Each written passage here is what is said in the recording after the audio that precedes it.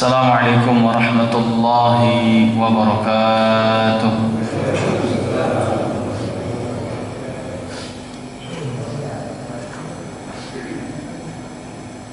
Alhamdulillahi rabbil alamin. Wal 'aqibatu lil muttaqin wa la 'udwana illa 'alal zalimin. Asyhadu an la ilaha illallah wahdahu la syarika lah. Iyyahu na'budu wa iyyahu nasta'in wa asyhadu anna sayyidana Muhammadan 'abduhu wa rasuluh. Shadiqul wa'dil amin. Allahumma rabbana fashalli 'ala sayyidina Muhammadin wa 'ala alihi wa sahbihi wa man tabi'ahum bi ihsanin ila yaumiddin. Subhanaka la 'ilma lana illa ma 'allamtana innaka antal 'alimul hakim. La ilaha illa anta subhanaka inna kunna minadh zalimin. Amma ba'd. Alhamdulillah, kita bersyukur kepada Allah Subhanahu wa taala dengan segala nikmat yang Allah karuniakan kepada kita. Alhamdulillah, kita diizinkan oleh Allah untuk bisa melangkahkan kaki kita ke masjid menyambut seruan dan panggilannya. Mudah-mudahan salat maghrib yang baru saja kita tunaikan diterima oleh Allah Subhanahu wa taala. Salawat dan salam kita hadiahkan kepada suri tauladan kita Nabi Allah Muhammad sallallahu alaihi wasallam. Mudah-mudahan semua kita kelak mendapatkan syafaat dari beliau. Amin ya Allah ya rabbal alamin. Jamaah sekalian yang dimuliakan Allah Subhanahu wa taala, kita lanjutkan ayat yang ke-6. Surat yang sama, surat Al-Insyiqaq. A'udzu billahi minasyaitonir rajim. Ya ayyuhal insanu innaka kadihun ila rabbika kadhan famulaqih. Wahai manusia, ya ayyuha. Ya dalam bahasa Arab harfun nida lil ba'id, huruf yang digunakan untuk memanggil objek yang jauh.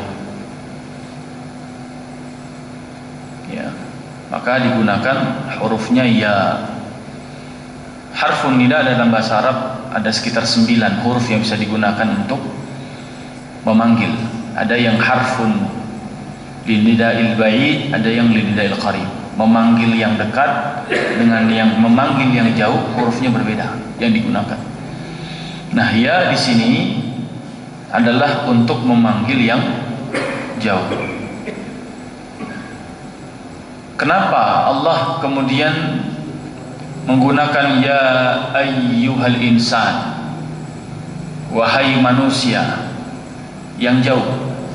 Karena beberapa tafsirnya adalah ayat ini muayyan, sebagaimana disampaikan oleh Muqatil, adalah khusus untuk Al-Aswad ibn Abdul Asad, atau riwayat lain mengatakan ayat ini khusus untuk salah seorang gembong kafir namanya Ubay bin Khalaf. Ya, Ubay bin Khalaf. Misalnya dalam salah satu hadis Nabi, bahkan Ubay bin Khalaf ini disetarakan oleh Nabi SAW dengan Fir'aun, dengan Qarun, dengan Haman. Ya. Kata Nabi SAW, barang siapa yang lalai dalam sholatnya karena kekuasaan, silahkan nanti bersama dengan Fir'aun di neraka. Kata Nabi, siapa yang lalai sholatnya karena harta, maka silahkan nanti bersama dengan Qarun di neraka. Siapa yang lalai sholatnya karena ilmu, ya, sibuk nulis skripsi gitu ya, sibuk nulis jurnal, sibuk bikin artikel, sibuk baca disertasi gitu ya, sibuk seminar, talk show yang berkaitan dengan ilmu, kemudian mengakibatkan sholatnya terlalaikan, maka kata Nabi, silahkan nanti di neraka bersama dengan Haman. Karena Haman ini simbol orang pintar di zaman Fir'aun. Dan siapa yang lalai sholatnya karena usaha dan keluarga, maka silahkan nanti di neraka bersama dengan Ubay bin Khalaf. Nah, Ubay bin Khalaf ini sosok yang keluarganya bagus, ya, keluarganya terpandang, anaknya kalau kita bilang zaman sekarang sukses semua, usahanya juga maju semua. Tetapi dengan usaha yang maju, keluarga yang hebat-hebat, tidak menjadikan dia dekat kepada Allah. Jangankan untuk sholat gitu ya, bahkan tidak beriman kepada Allah. Fir'aun, Qarun, Haman, Ubay bin Khalaf. Nah, ayat ini ya ayyuhal insan, ya secara khusus ada pendapat daripada ulama tafsir yang menjelaskan bahwa ayat ini insan dimaksud adalah satu jenis manusia. Al-insan, satu orang manusia. Siapa yang dimaksud? Di antaranya adalah Ubay bin Khalaf. Tetapi ya, Al-Imam Al-Qurtubi menjelaskan al-muradu bil insan al-jinsu ayyabna Adam, yaitu jenis. Ya, berarti semua yang dikatakan manusia. Kalau disebut dengan manusia, maka apa definisi manusia, Pak? Secara filsafat, filosof itu mendefinisikan manusia al-insan hayawanun natiq, yaitu makhluk hidup yang bisa bicara. Karena makhluk hidup selain manusia ada apa lagi? Ada hewan. Tapi hewan apakah berbicara dan kita bisa memahami pembicaraannya? Apakah ada bahasa khusus? Tentu tidak. Jin, apakah kemudian dia berbicara dan kita bisa mendengar pembicaraannya? Tentu tidak. Maka manusia secara definisi menurut filsafat adalah hayawanun natiq, makhluk hidup yang bisa bicara. Berarti jenazah masuk manusia tidak? Tidak, karena sudah tidak lagi tersematkan padanya kehidupan dan tidak bisa bicara. Berarti ayat ini buat jenazah bukan? Bukan. Buat jin bukan? Bukan. Buat hewan bukan? Bukan. Nah, semua yang masuk dalam kategori manusia, mau tua, muda, laki, perempuan, ya, kemudian apapun profesinya, kemudian berapapun penghasilannya, kira-kira gitu, kemudian bagaimanapun latar belakangnya, ya, seperti apapun pendidikannya, semua masuk kategori manusia. Wahai semua manusia, maka disebut dengan jenis manusia. Maka semua ibnu Adam, semua anaknya Nabi Adam, walaupun status kita dengan Adam bukan lagi anak, Pak ya. Ini udah apa istilahnya? Setelah anak, cucu. Habis cucu apa? Cicit. Habis cicit apa namanya? Hah? Udah nggak ada lagi namanya ya. Ya. Tapi kenapa disebut dengan ibn? Kenapa nggak hafid? Hafid itu artinya cucu, ahfad.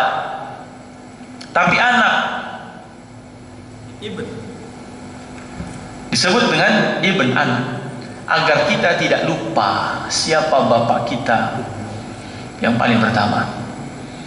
Ya, kita ini kalau mau diurut-urut semua ya ketemunya di Nabi Adam, supaya kita tidak lupa sebagaimana Allah Subhanahu wa taala telah menggoreskan kisah tentang Adam. Di mana tempat dia berasal? Surga. Padahal kalau kita mau hitung-hitung, Pak, sebenarnya kita ini lebih cenderung dekatnya dengan Nabi Nuh. Sebab semua umat manusia saat Nabi Nuh, banjir bandang Nabi Nuh, semua mati. Yang tersisa makhluk hidup saat itu hanya yang berada pada kapalnya Nabi Nuh saja.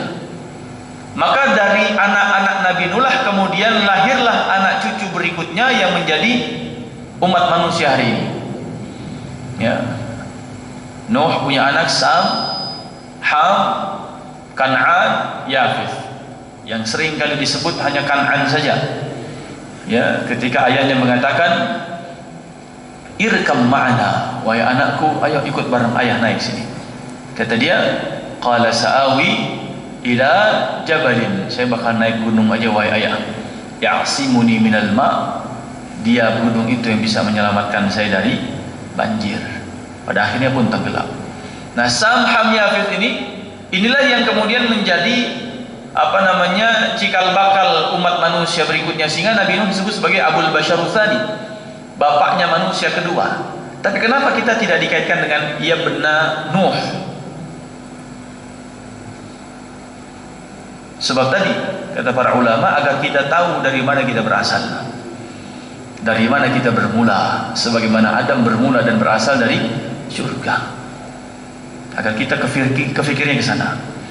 Nah, ya ayyuhal insan, makna al-insan secara bahasa diambil dari kata al-unusah, yang artinya adalah lembut, jinak, dekat, dan akrab.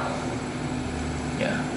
Makanya dalam sebuah hadis Nabi Muhammad mengatakan al-mu'min ya'nas wa yu'nas, ya'laf wa yu'laf. Seorang mukmin itu harus punya karakter mudah dekat dan mudah didekati, mudah akrab dan mudah diakrabi. Ya, itu karakter orang beriman. Dan disebut sebagai yu'nas, ya'nas wa yu'nas, dari kata anisa ya'nasu.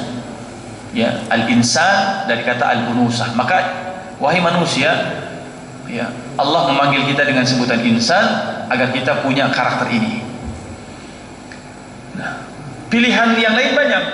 Kenapa Allah tidak menyebut saja ya ibna Adam? Kenapa Allah tidak menyebut ya ayyuhan nas, tapi ya ayyuhal insan? Kenapa Allah tidak menyebut ya ayyuhal bashar? Ya, padahal semuanya maknanya adalah manusia. Ya ayyuhal ins. Ya, sebagaimana Allah mengatakan wa ma khalaqtul jinna wal ins. Ins juga manusia. Agar apa? Ayat ini supaya menjadi landasan kita agar kita tidak innaka kadihun ila rabbik. Sikap kelembutan kita, sikap mudah akrab, mudah dekat dengan siapapun, tidak menjaga jarak dengan siapapun selama dalam konteks kebaikan. Ya. Maka innaka kadihun ila rabbika kadhan famulaqi. Apa makna kadah? Sesungguhnya Anda, sesungguhnya kamu, innaka. Tadi kamu di sini bisa kembali kepada Ubay bin Khalaf atau Al-Asad bin Abi Sa'ad tadi, ya, atau Al-Aswad bin Abdul Asad, atau kepada semua kita secara personal satu persatu. Karena Allah tidak mengatakan ya ayyuhal insan innakum, sesungguhnya kalian, tapi innaka, sesungguhnya kamu, satu persatu. Berarti tanggung jawabnya masing-masing, Pak. Ya. Hukumnya jadi fardu ain. Kalau kolektif berarti hukumnya fardu ya kifayah. Kalau kolektif, tapi ini setiap kita disasar oleh Allah Subhanahu wa taala.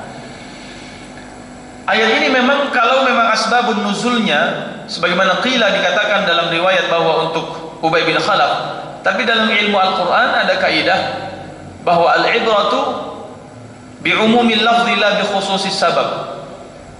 Ketika kita mengambil ibrah dari satu ayat, jangan hanya berfokus kepada kekhususan sebabnya, tapi ambillah hikmahnya dari keumuman lafaznya. Kalaupun ayat ini sebabnya gara-gara Ubay bin Khalaf, tapi kita juga harus mengambil keumuman lafaznya, seolah-olah ayat ini juga buat kita. Ya. Apa kata Allah Subhanahu wa taala? Innaka dhaka la dha'ifun.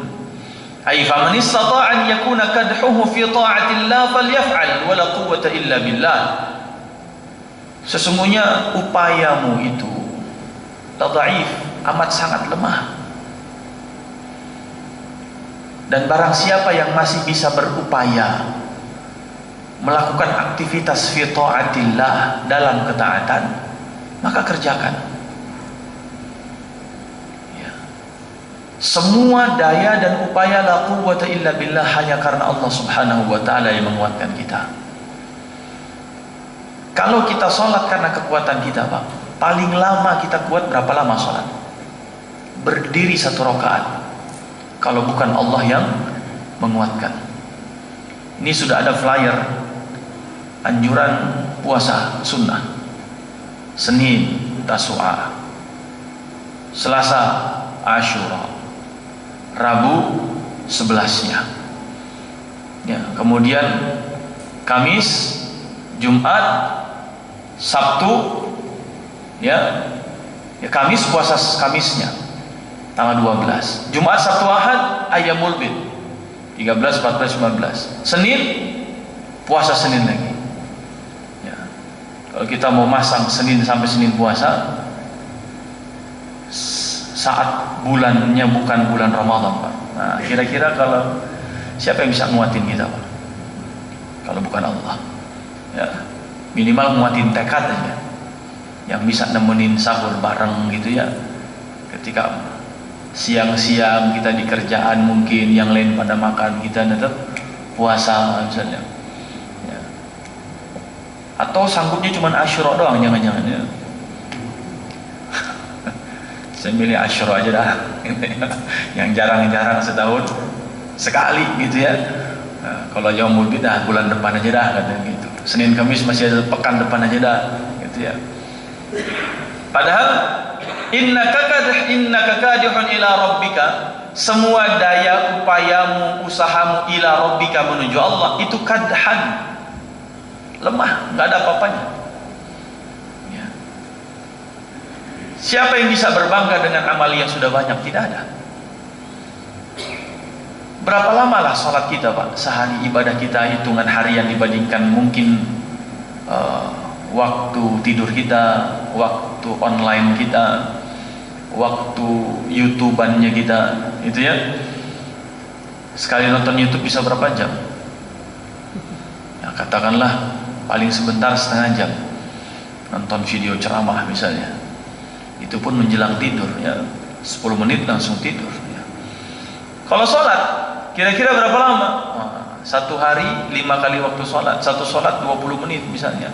Dengan zikir-zikirnya, dengan qobliyah ba'diyahnya, kali 5 100 menit ya. Dengan tidur kita 100 menit 1,5 jam. Tidur kita minimal berapa jam, Pak, semalam, Pak? 5 jam ya? Maksimal atau minimal itu? Maksimal. Maksimal 5 jam, subhanallah ya. Kirain saya ada yang bilang 8 jam gitu ya. 8 jam dibandingkan 1,5 itu tidak ada apa-apanya. Sementara perjalanan kita ila rabbika menuju Allah, ruh ini sedang kita perjalankan pulang menuju Allah, yang di sana tempatnya cuma surga atau neraka. Sementara semua kita kalau ditanya mau kemana, pasti pengennya ke surga. Terus pengen ke surga, tapi ibadahnya kadhan, ibadahmu masih lemah kok. Ibadahmu belum ada apa-apanya kok. Bahkan semua iman umat ini kalau ditimbang dengan imannya Abu Bakar masih lebih berat imannya Abu Bakar. Dengan gunung Uhud saja imannya Abu Bakar masih lebih berat imannya Abu Bakar. Berapa paling banyak infak sedekah kita misalnya? Bayangkan dengan Talha bin Ubaidillah yang sekali sedekah bisa 70.000 dirham.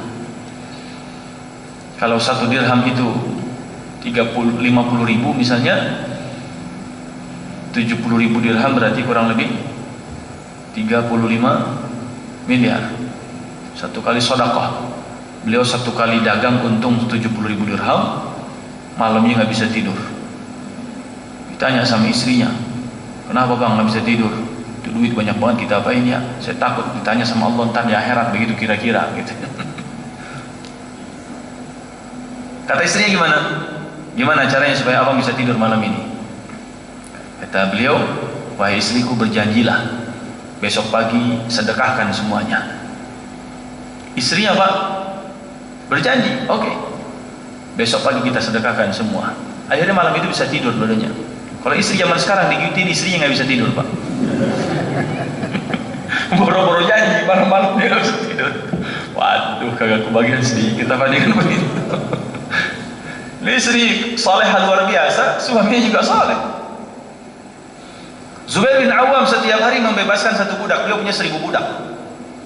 Yang kalau beliau berjalan beriringan, para sahabat kalau dari arah belakang, kata para sahabat apa? Kami nggak bisa membedakan mana Zubair, mana budaknya. Kenapa? saking bajunya sama semua. Apa yang dipakai Zubair dipakai semua sama budak-budaknya. Jadi dikasih baju dari baju yang biasa dipakai sama Zubair. Kalau sekarang majikan sama katakanlah asisten rumah tangga jalan beriringan, bisa ngebedain Pak?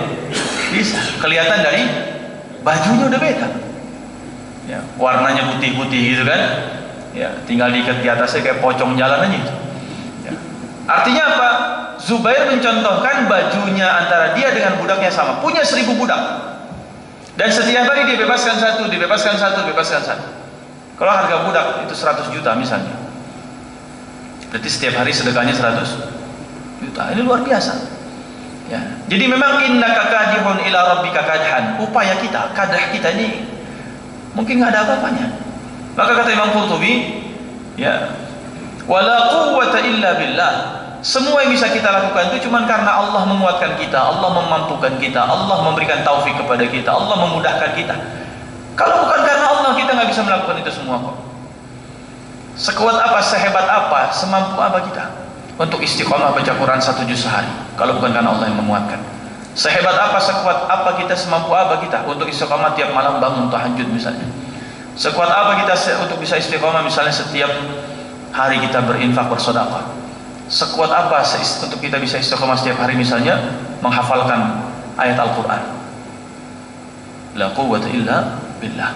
Tidak ada kekuatan kita kecuali Allah yang memberikannya. Kemudian jamaah sekalian yang dimuliakan Allah, al-kadhu fi kalamil Arab. Kadah dalam perkataan orang-orang Arab adalah al-amal wal kasbu, yaitu amal perbuatan dan usaha, ikhtiar, upaya, kasab. Ya, upaya untuk mendapatkan sesuatu itu kasab. Al-kasbu, ya, kasbun, ya, bukan kasbon, beda dikit, ya. Jadi orang beriman itu harus pandai berupaya. Ada istilahnya qadirun 'alal kasbi, ya, mampu berupaya mendapatkan rizki. Ya, bukan qadirun 'alal kasbon. Kalau qadirun 'alal kasbon banyak yang bisa kasbon kita. Tapi berupaya ini nggak bisa. Ya. Bahkan kata Nabi SAW, Allah sangat mencintai seorang hamba yang dia makan dari jerih payah keringatnya sendiri, dari tangannya sendiri. Min amal yadi, dari tangannya sendiri. Nah, kadhan dimaknai dengan al-amalu wal kasab. Ya. Ada istilahnya ilmu kasab. Dia kasab di mana tuh? Dapat ilmu itu di mana? Oh, dia habis kasab di gua. Ya. Dia habis bertapa, dia habis mengamalkan ini itu dan sebagainya. Itu namanya kasab. Jadi mengupayakan sesuatu untuk mendapatkan sesuatu. Nah, upaya kita kata Allah, sudah Allah gariskan, innaka, sesungguhnya engkau semua itu, terlepas dari Ubay bin Khalaf, semua kita upaya untuk menuju Allah Subhanahu wa taala adalah upaya yang amat sangat tidak patut seandainya kita meminta surga setelah upaya kita lakukan. Ibaratnya apa? Baru sholat tahajud sekali udah minta surga, kira-kira begitu. Baru kemudian puasa Senin Kamis saja udah minta surga, misalnya begitu. Ya. Selayak apa? Nah, maka pertanyaan ini hadir sebab ayat sebelumnya adalah pernyataan tentang idza sama'un syaqqat, kiamat nanti tiba, langit begitu dan seterusnya. Sementara apa yang kau lakukan amal di dunia belum ada apa-apanya. Ya. Tetapi kata Allah, apapun yang kalian lakukan, sekecil apapun, setidak konsisten apapun, karena untuk konsisten berat kalau bukan Allah yang memudahkan, sebesar apapun, sekecil apapun, sesering apapun, sejarang apapun, semua upaya kalian menuju Allah Subhanahu wa taala, famulaqi, pasti akan kita jumpai hasilnya. Karena Allah tidak menzolimi sedikit pun amal perbuatan kita. Innallaha la yadhlimu mithqala dzarrah wa in taku hasanatan yudha'ifha. Kalau amalnya berupa satu kebaikan, satu saja kebaikanmu di dunia, Allah juga bisa melipat gandakan. Jadi amal kita yang sederhana dengan upaya kita yang terbatas, keistiqomahan kita yang juga penuh dengan tantangan, kata Allah, famulaqi, tenang saja. Yang penting apa? Lakukan terus. Falyaf'al. Kalau masih bisa fi ta'atillah, kata Imam Qurtubi, falyaf'al, kerjakan. Ya, sehingga tidak ada istilah pensiun beramal. Ya, mungkin sebagian kita ada istilah pensiun dari profesi. Satu-satunya profesi kita yang nggak akan pernah pensiun adalah profesi hamba. Ya, kalau Ben Wali itu ada judul lagunya status hamba. Ya, status kita apa? Hamba Allah. Sampai kapanpun status ini nggak akan hilang. Mau usia 55 nggak ada istilahnya MPP, masa persiapan pensiun sebagai hamba, nggak ada. Karena sakaratul maut datang pun tiba-tiba, nggak dikasih tahu dulu, wahai hambaku, seminggu lagi selesai ya jadi hambaku misalnya. Ya, siap-siap masa persiapan pensiun, nggak ada. Nggak ada MPP-nya. Kemudian sebagai hamba itu, ya, tidak ada istilahnya pensiunnya. Ya, tidak ada batasan usia yang ditentukan sampai kapan, kecuali hanya usia awalnya saja balighnya yang ditentukan. Sebelum baligh tidak kena taklif, tapi sampai meninggal dunia taklif masih tetap ada. Misalnya sholat, sholat kewajibannya sebelum baligh tidak wajib, tapi sudah baligh sampai mati pun, sampai menjelang mati pun sholat masih wajib. Hatta misalnya di ruang ICU kewajibannya masih ada. Ya. Ketika dia tidak sholat, bagaimana cara menggantinya? Qadha. Ketika dia di ruang operasi tidak sempat sholat, bagaimana menggantinya? Qadha. Kalau dia mau masuk ruang operasi, kemungkinan akan melewati waktu sholat, bisa jamak takdim. Artinya apa? Saking tidak tergugurkannya. Nggak bisa duduk, nggak bisa berdiri dulu, nggak bisa duduk tiduran, nggak bisa tiduran pakai isyarat, nggak bisa pakai isyarat, pakai hati dengan zikir. Mulutnya bisa berucap, bisa pakai mata, dan seterusnya. Sehingga fikih para ulama memberikan alternatif demi alternatif, jawaban demi jawaban. Kalau nggak bisa begini bagaimana, dan seterusnya. Puasa juga begitu. Kalau anda nggak bisa sanggup puasa, kewajiban puasanya masih ada. Karena anda tidak sanggup, bayar. Dengan apa? Dengan fidyah. Kalau anda tidak bisa mengqadanya, bayar dengan fidyah. Artinya kewajibannya tetap melekat. Sehingga ya, innaka kadihun ila rabbika, semua perjalanan kita menuju Allah Subhanahu wa taala famulaqi. Apapun yang kita lakukan, kita akan menjumpainya. Bikin dosa pun, Pak, itu penuh dengan kepayahan, tidak? Penuh dengan kepayahan. Orang mau bikin dosa saja bersusah payah. Yang mau sholat tahajud bersusah payah dari jam 3 bangun. Yang mau maling dari jam 2 udah bangun dia. Lebih hebat lagi yang mau maling, ya kan? Dia amati dulu rumah orang itu, ya. Dia survei dulu, dia kemudian observasi dulu, dia lihat CCTV-nya di mana. Jadi dia juga menahan kantuk dari pagi buta. Ya. Orang-orang yang mungkin misalnya mau minum khamr, sekarang harga khamr satu botol berapa? Hah? Oh, nggak tahu. Alhamdulillah, akhirnya ada yang bisa jawab.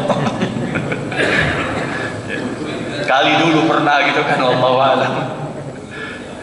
Ya. Artinya apa? Apakah harganya cuma misalnya 10.000, 20.000 satu botol? Kan enggak. Konon katanya ratusan ribu. Konon saya juga nggak tahu ya. Konon sekian ratus ribu, bahkan katanya ada yang juta-jutaan. Subhanallah. Artinya orang mau berdosa saja itu ada kadahnya, ada upaya dia mengupayakan sesuatu untuk mendapatkan sesuatu kasab. Ya. Kemudian ada orang misalnya mau memfitnah orang, ya, bikin skenario fitnah, itu kan juga upaya dia. Diatur orang ini, diatur orang ini. Ente ngomong begini, ente ngomong begini ya. Ini buat ente jatahnya, ini buat ente, luar biasa. Sehingga yang disebut dengan kadah ini, dia segala upaya apapun, baik upaya kebaikan berupa ketaatan atau upaya keburukan berupa kemaksiatan, tapi Allah mengatakan semua famulaqi, pasti akan menemui nanti balasannya, akan menemui kemudian saatnya, akan menemui kemudian janjinya Allah Subhanahu wa taala. Ya. Contoh tentang janji Allah, wa may ya'shu 'an dzikrir rahman nuqayyid lahu syaitanan fahuwa lahu qarin. Kemudian wa man a'rada 'an dzikri fa inna lahu ma'isyatan dhanka. Kalau orang semakin jauh dari mengingatku, kata Allah, dia mengupayakan untuk lupa sama Allah dengan perbuatan dosanya, kemaksiatannya, apa kata Allah? Akan aku jadikan kehidupannya kehidupan yang sempit. Itu janji. Famulaqi, ada saatnya dia menjumpai janji Allah itu. Begitu juga orang berbuat kebaikan, ya. Siapa yang mau mendapatkan rizki yang berlimpah, kemudian usia yang panjang, maka sambunglah silaturahim. Oh, dia berupaya dengan segala kepayahannya silaturahim, nengokin orang tua yang nun jauh di sana di kampung, nengokin mertua, karib kerabat saudara pulang kampung jauh, dia lakukan perjalanannya. Famulaqi, pada saatnya dia akan menjumpai janji Allah, rizkinya terbuka. Mungkin bukan saat silaturahim, tapi pasca silaturahim bisa jadi kemudian pintu-pintu rizkinya terbuka. Ada informasi, ada perbincangan dengan keluarga, ada potensi usaha ini dan seterusnya. Ya. Dan ini banyak cerita begitu, Pak. Ya, nggak sengaja orang silaturahim misalnya ke satu daerah, ternyata di sana tempat produksinya koka, apa namanya itu kelapa itu, ya. Koka.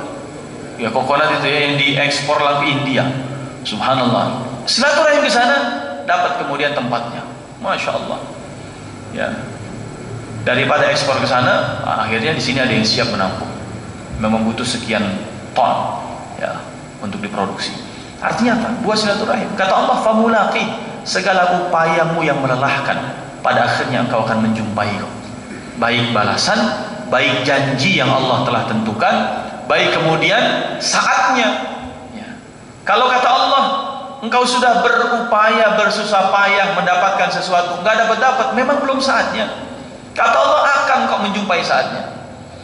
Ada orang berobat sekian tahun, menjemput kesembuhan dari Allah Subhanahu wa Ta'ala, menempuh pengobatan dari makhluk, tapi kesembuhan dari Allah. Kata Allah, memang melelahkan. Anda datang ke sekian dokter, mungkin sudah terapi, sudah kemudian pijat sana pijat sini, urut sana urut sini, ya, totok sana totok sini, kan, suntik sana suntik sini, bekam sana bekam sini, ya, akupunktur, wah, luar biasa semua sudah. Tapi kata Allah, famulaqi, akan ada saatnya nanti Anda menjumpai apa yang Anda upayakan itu. Kalau mengupayakan kesembuhan, insya Allah menjumpai kesembuhannya. Kalau mengupayakan kemudian kesuksesan, insya Allah menjumpai kesuksesannya. Kalau dengan berpayah-payah misalnya nulis skripsi, kalau ada mahasiswa di sini, ujungnya apa yang diharapkan? Menjumpai kelulusannya, insya Allah menjumpai kelulusannya. Kalau kemudian mengupayakan pencarian jodoh, insya Allah kemudian juga akan bertemu dengan jodohnya. Ya, insya Allah, Pak, tenang saja, ketemu insya Allah, ya. Buat anaknya, insya Allah, ya, bukan buat bapak. Ya. Karena ada beberapa, Ustaz, doain anak saya ini sudah sekian belum nikah gitu. Ya, ini kalau ada yang anak laki-laki, boleh. Saya ada stok 2 ini. Ya. Informasi tetangga kita. Ya, 2 akhwat perempuan, yang satu kerja di Kementerian Luar Negeri, cuman harus siap ditinggal kemana-mana. Ya. Yang satu lagi kerja di Kementerian Investasi. Ya, salah satu yang mendatangkan, dibawa keliling sama presiden ke luar negeri untuk mendatangkan investor ke IKN lah, kira-kira beliau ini orangnya. Tinggal di Tugu ini, Pak. Masya Allah.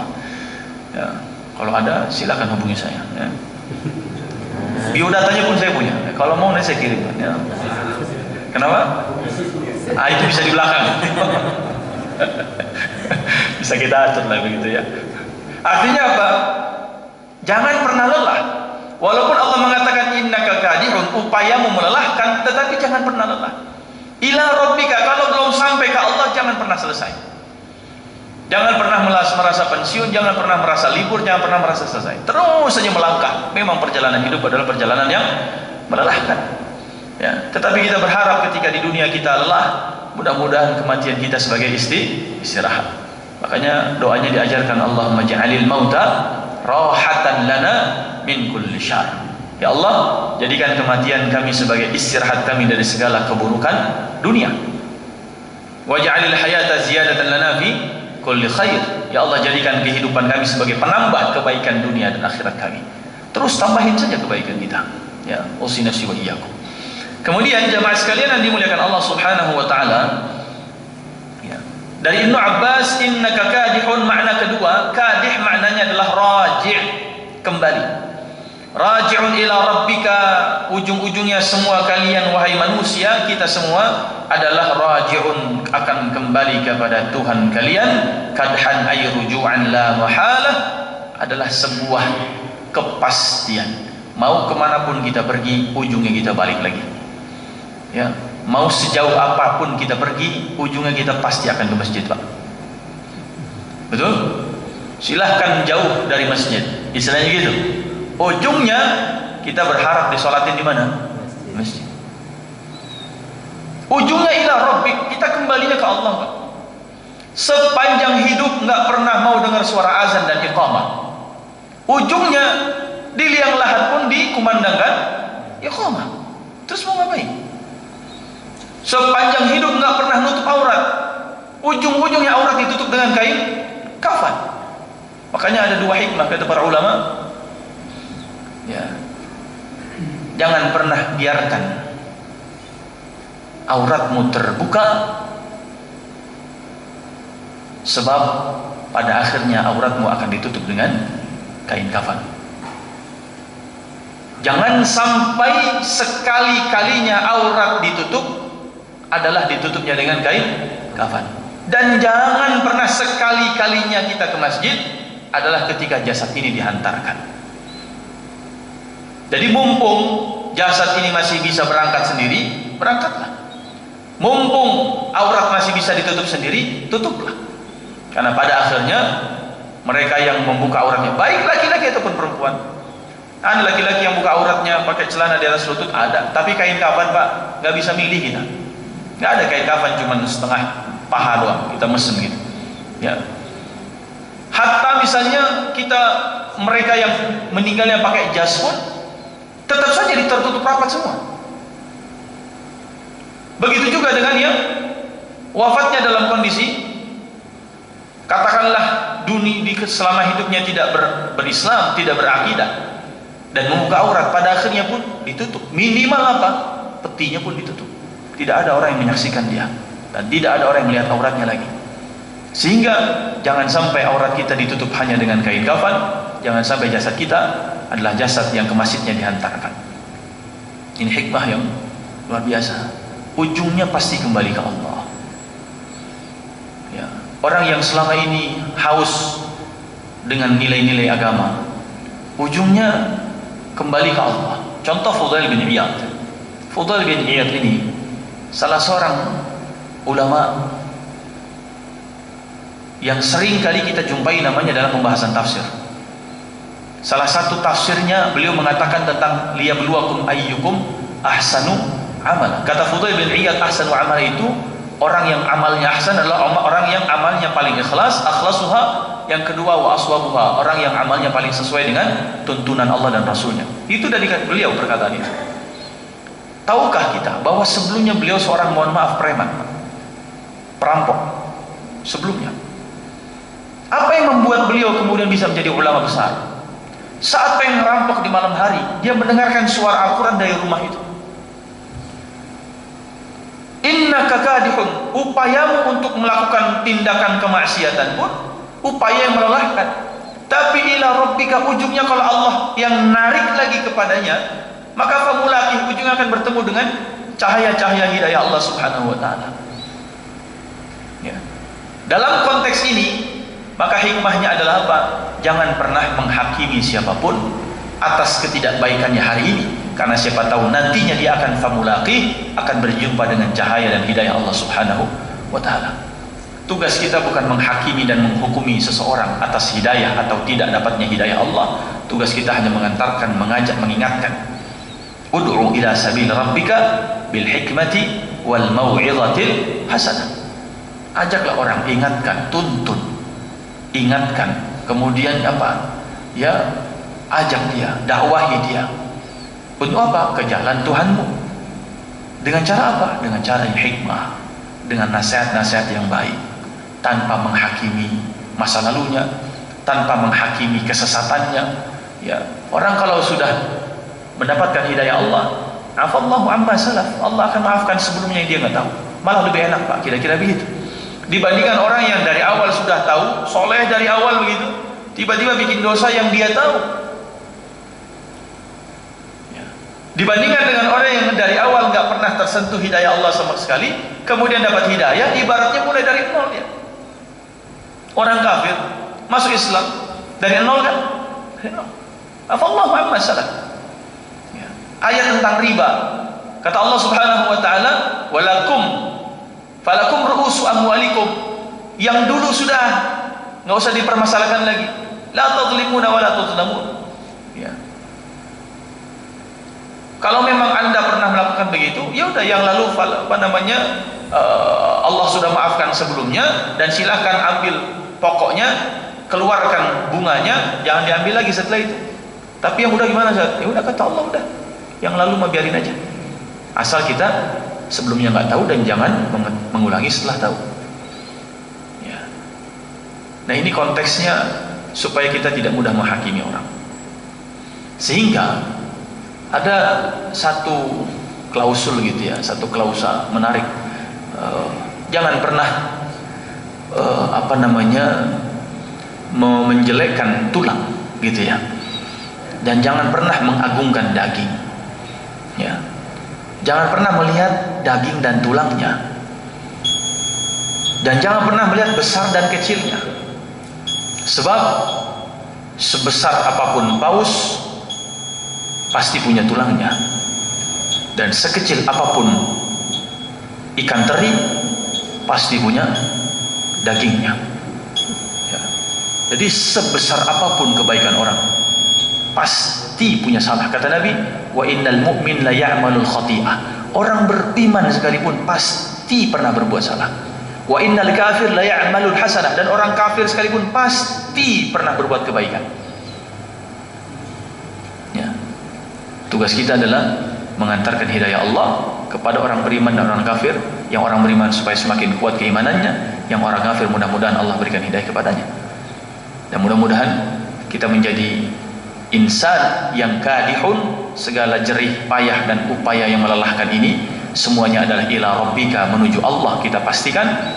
Yang kemudian kita berharap kedua adalah famulaqi, kita bisa menemukan dan menjumpai semua upaya-upaya kebaikan yang telah kita lakukan, dan semuanya adalah balasannya syurganya Allah Subhanahu wa ta'ala. Bukan dengan amal kita masuk, tapi kita menjumpainya dengan rahmat Allah Subhanahu wa ta'ala. Mudah-mudahan ada manfaatnya. InsyaAllah kita lanjutkan pertemuan berikutnya. Aku qouli hadza wa astaghfirullah li wa lakum. Subhanakallahumma bihamdika asyhadu an la ilaha illa anta astaghfiruka wa atubu ilaik. Assalamualaikum warahmatullahi wabarakatuh.